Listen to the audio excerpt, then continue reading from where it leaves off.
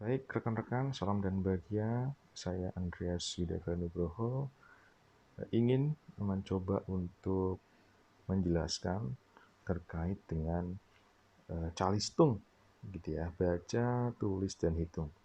Calistung adalah kemampuan yang hendaknya harus dimiliki oleh anak-anak usia dini, ya, karena baca, tulis, dan hitung ini menjadi dasar bagi mereka dalam mengikuti proses atau tahapan pembelajaran selanjutnya. Calistung hendaknya dimulai diajarkan pada anak-anak usia dini atau usia prasekolah, yaitu kurang lebih di usia 2 tahun gitu ya, sampai dengan menjelang sekolah dasar. Namun perlu diperhatikan, ya, calistung ini juga tentunya harus mengikuti atau harus memahami bagaimana kondisi suasana hati atau mood dari si anak tersebut. Oke, baik, kita mulai saja. Yang pertama, terkait dengan bagaimana cara kita untuk mengajari gitu ya anak kita, ya, sepupu kita atau adik kita terkait dengan kemampuan membaca. Yang pertama, rekan-rekan bisa mengajari mereka tentang huruf abjad, ya, dari A sampai dengan Z. Ya, ini bisa menggunakan nyanyian. Ya, saya kira rekan-rekan juga pernah mengalami ketika kecil dulu begitu ya. Jadi A, B, C, D, E, F, G, H, I, J, K, L, M, N, dan seterusnya. Nah, perlu diingat bahwa ini adalah usia prasekolah, sehingga konsep belajar itu tidak lepas dari bermain. Ya, jadi konsep belajar tidak lepas dari bermain, sehingga kita harus tetap ada unsur bermainnya. Ya, dengan cara tadi memberikan lagu-lagu yang sederhana, itu akan membuat mereka mengingat. Ya, dengan mereka mengingat, mereka akan memunculkan kembali ingatan tersebut, dan ini menjadi hal yang baik bagi kita sebagai orang tua. Ya, mereka akan ingat sesuatu hal yang baik, sehingga mereka ada proses pembelajaran terkait dengan membaca. Nah, setelah kita mengajari huruf abjad gitu ya, yang urut gitu ya, yang berurutan, kita juga bisa naik level gitu ya, mengenalkan huruf abjad secara acak, misalnya dari A ke G, lalu dari H ke K, dan seterusnya. Artinya ada proses random ya, atau acak. Ya, jadi tidak A, B, C, D, E, tapi A, G, lalu H ke K, dan seterusnya. Nah, setelah itu mulai dikuasai, ya, saya tadi berkata mulai dikuasai, artinya ada proses pembelajaran yang mulai dikuasai, kita akan mengenalkan tentang huruf vokal, yaitu A, I, U, E, O. Nah, jangan lupa mimik wajah kita beserta dengan pengucapannya itu harus clear, harus jelas.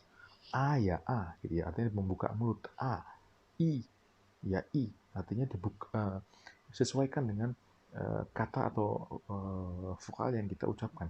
U ya seperti apa? U itu kan biasanya kan mulutnya itu mancung gitu ya, mulutnya itu ke depan. U, E, O.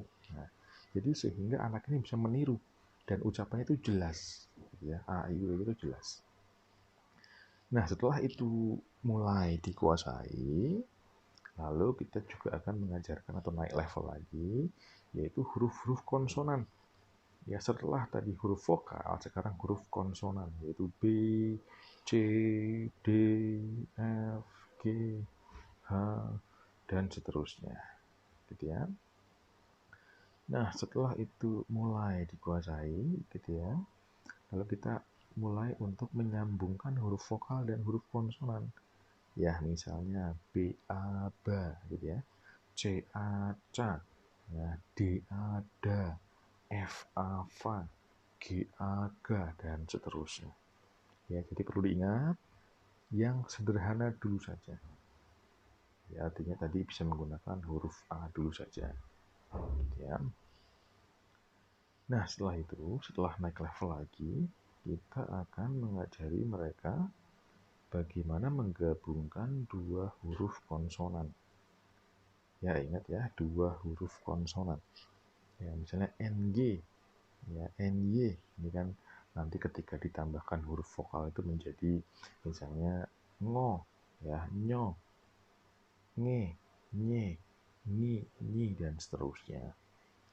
Nah, setelah mereka tuh sudah mulai paham, ya, sudah mulai ingat, kita akan tambahkan lagi porsinya, yaitu mengenalkan suku kata. Ya, misalnya ma, t, ata, mata, ya, ba, ba, c, aca, baca, dan seterusnya. Nah, lalu setelah itu kita mengenalkan suku kata yang lebih kompleks lagi. Misalnya ma, gak, n, makan, ya. ma, ki, n, misalnya makin, ya, ma, l, m, dan seterusnya. Nah, lalu mengenalkan suku kata yang lebih kompleks. Ada huruf konsonan di tengah-tengah kata. Misalnya mandi, ma, ndi, ya, ma, ndid, ya, mandi. Kuku, r, spc, kursi. Ya, jadi itu secara bertahap. Nah, perlu diingat bahwa ketika kita mengajari anak-anak kita atau adik-adik kita, ini tidak instan, ya. Saya yakin tidak akan instan. Jadi ada proses di mana anak-anak ini ada merasa bosan, ada merasa tidak mau, dan seterusnya. Jadi perlu kesabaran dari pihak orang tua atau dari kita sebagai yang mengajari. Dan perlu diingat bahwa ini adalah proses yang berkelanjutan, ya, rekan-rekan semua. Jadi tidak selesai pada satu hari saja. Ya, mungkin sampai dengan 1 semester, ya, atau berapa bulan, sampai dengan si anak ini menguasai betul. Dan perlu diingat, kita tidak boleh memaksa mereka. Kita harus lihat mereka dalam keadaan mood atau suasana hati yang sedang baik. Gitu kira-kira untuk yang membaca. Kita akan lanjut ke tahap selanjutnya, menulis. Nah, menulis juga ini menjadi salah satu kemampuan yang mutlak harus dimiliki oleh para anak usia dini, ya, tentunya akan mendukung ketika mereka masuk ke sekolah dasar. Nah, dalam menulis ini, tangan atau jari-jari anak ini tidak selentur tangan jari orang dewasa. Ya, mereka masih masih belum lentur, masih kasar. Nah, sehingga kita harus melatih tangan mereka dulu. Misalnya menulis di udara. Ya, kalau misalnya temboknya ini barusan selesai dicat gitu ya, jadi menulis di udara dulu. Tapi mungkin ada juga ya beberapa orang tua itu kan yang udahlah nggak apa-apa, temboknya diorek-orek gitu ya, yang penting anakku bisa menulis gitu ya. Jadi melatih tangan dulu, dilatih dulu tangannya biar sedikit lebih lentur gitu ya, sedikit lebih lemas gitu ya kalau bisa dibilang. Jadi tidak kaku, tidak sekaku yang sebelumnya. Nah, setelah mereka dari hasil yang kita itu sudah lebih mendingan gitu ya, sudah agak lentur, kita siapkan ya kertas, pensil. Kenapa pensil gitu ya? Karena nanti bisa dihapus gitu ya. Jadi kita juga akan mengajarkan bagaimana ketika ada kesalahan itu dihapus. Ya, soalnya nanti pada tahapannya kan memang harus menggunakan ballpoint gitu ya. Jadi kalau sekolah dasar maaf di pendidikan anak usia dini atau di taman kanak-kanak itu kan masih menggunakan dengan pensil karena alasannya adalah bisa dihapus gitu ya. Nah, membuat garis lurus. Ya, kita ajarkan dulu membuat garis lurus tanpa penggaris ya. Kita belum mengenalkan penggaris dulu. Jadi membuat garis lurus dulu. Garis lurus. Lalu setelah itu dia mulai sudah mulai bisa, ya sudah mulai teratur, membuat lingkaran atau bulat ya. Kita ajari dulu, kita beri contoh. Ya, ini loh, Dek, membuat bulat satu titik ya, lalu ketemu titik yang tadi ya berbentuk seperti bola basket misalnya.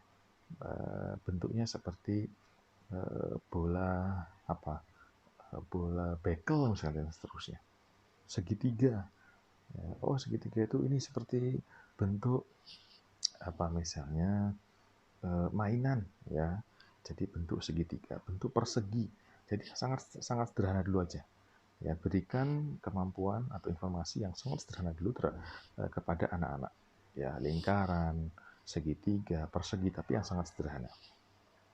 Dan perlu diingat teman-teman ya, usahakan proses belajar ini itu dengan bermain. Ya, tidak hanya full belajar. Atau mungkin lebih banyak proses bermainnya, tidak masalah. 70% bermain, 30% belajar. Itu tidak masalah karena memang masih usia yang cocok untuk bermain, jadi tidak masalah. Ya jangan sampai kita yang tidak sabar gitu. Ayo dong dia bisa. Tidak seperti itu. Itu akan menurunkan efikasi diri atau keyakinan diri yang dimiliki oleh si anak. Itu kurang lebih untuk yang menulis. Kita akan lanjut ke menghitung. Nah, menghitung juga salah satu kemampuan yang sekiranya harus dilatih sejak dini karena ini akan mendukung bagaimana proses belajar ketika masuk di sekolah dasar. Ya, mengenalkan deret angka 1, 2, 3, dan seterusnya. Bisa menggunakan lagu. Ya, lagi-lagi bisa menggunakan lagu. Saya kira banyak referensinya ya. Apalagi kita waktu kecil mungkin pernah diajari juga menggunakan lagu. 1, 2, 3, 1, 1. Aku sayang ibu. 2, 2. Juga sayang ayah, dan seterusnya. Ya, lalu mengenalkan deret angka itu dengan menggunakan mainan ya, yang dimiliki oleh anak tersebut. Misalnya 1 boneka, 2 boneka, 3 boneka, 4 boneka, dan seterusnya. Sehingga si anak tahu bahwa konsep benda ini juga mempunyai jumlahnya, punya angkanya. Ada 2 bantal, ada 2 guling, ada 2 mobil-mobilan, dan seterusnya. Penjumlahan sederhana bisa menggunakan lagu ya. 1 ditambah 1 sama dengan 2, dan seterusnya ya. Lalu pengurangan juga ya, silahkan kreativitas dari pengajar ya, orang tua, pendidik itu juga harusnya bisa ya. Jadi mengajari anak-anak dengan dengan cara bernyanyi itu akan lebih mengasihkan. Nah, semua bisa menggunakan benda atau barang-barang kesukaan dari si anak tersebut, sehingga mereka akan paham ya, lebih mudah untuk memahami konsep menghitung. Nah, kurang lebih itu teman-teman ya, calistung, baca, tulis, hitung, dan perlu diingat proses ini tidak instan. Proses ini harus dilakukan secara terus-menerus, berkelanjutan, membutuhkan kesabaran yang ekstra dari si pengajar, dan juga membutuhkan ketelatenan ya dalam mengajari anak-anak. Saya kira itu yang bisa saya sampaikan. Semoga video ini bermanfaat. Saya ucapkan terima kasih sudah menonton video ini. Selamat pagi, selamat siang, selamat sore, selamat malam. Salam.